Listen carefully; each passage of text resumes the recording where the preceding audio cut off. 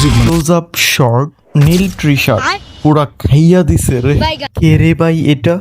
সাকিব খান ভাইজানের নতুন মুভি আসছে রকস্টার।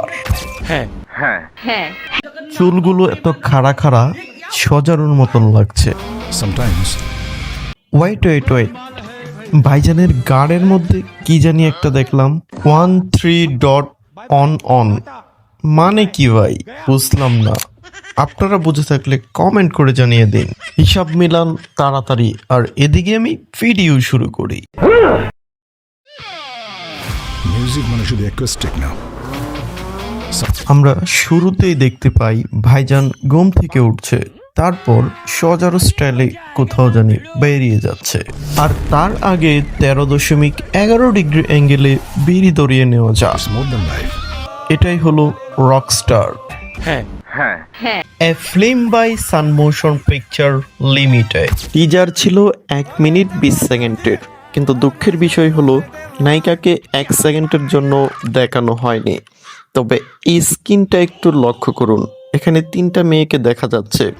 মনে হয় এখানের কেউ একজনই হবে সাকিব খানের নায়িকা। হ্যাঁ টিজারের প্রতিটি সিনগুলো খুবই মনোমুগ্ধকর, অলপেপারে সেট করে রাখার মতো। সাকিব খান কি এক ভিন্ন লোকে ধরা দিল এবার। কালার গেটিং, সিনেমাটোগ্রাফি একদম অল লেভেলের, যা প্রিন্সের টিজার থেকে শতগুণে ভালো হয়েছে রকস্টারের টিজার। বাংলা ইন্ডাস্ট্রির সবচেয়ে বড় সমস্যা কি জানেন? তারা কোটি টাকা খরচ করে সিনেমা বানাতে রাজি, আর প্রমোশনের বেলায় জিরো।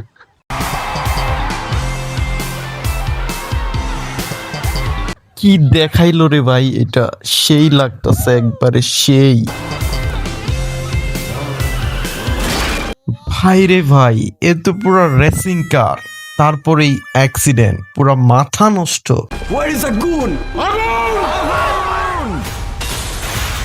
রকস্টার মুভিতে রক গান থাকবে না তা কি হয় নাকি?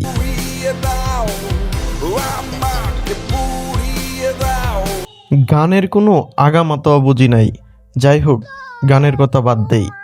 এই টিজারের মধ্যে সবচেয়ে ভালো লেগেছে সাকিব খানের হেয়ার কাটটা। মাফ করে দেন হুজুর, আমার ভুল হয়ে গেছে। এই অদ্ভুত স্টাইলে হেয়ার কাট এই প্রথম আমি দেখলাম।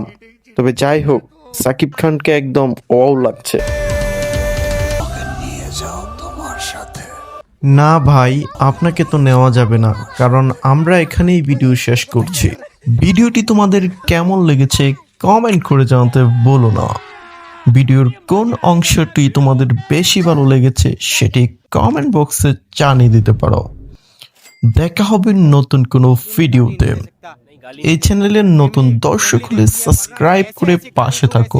ধন্যবাদ সবাইকে।